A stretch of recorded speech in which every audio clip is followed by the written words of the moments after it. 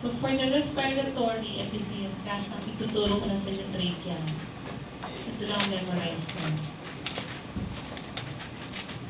So the trachea, you've already seen the trachea before because of its lining epithelium.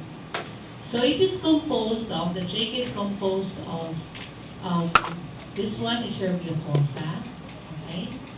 This portion here up to here, this is your mucosa. And then there is the submucosa. How do you know you're in the submucosa? You can already see the tracheal gland. Okay, the tracheal gland are here. And then, last we've already seen the portion of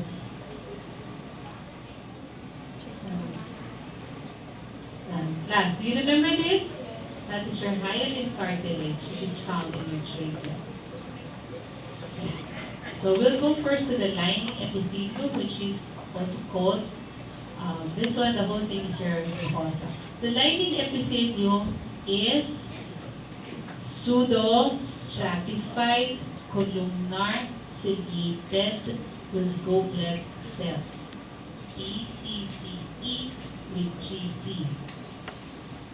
But you will write, of course, the whole word. For the purpose of memorizing, you write your BCCE with goblet cells. Now, if we zoom in, you can see that the lining epithelium is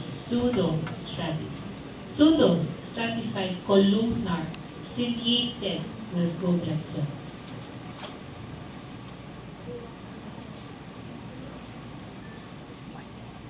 Okay. Now, the lamina propria is the one that is located beneath your lining epithelium, and it is composed of your loose connective tissue with elastic fibers and lymphoid tissue. So, if you see an aggregate of lymphocytes, this is a lymphatic nodule.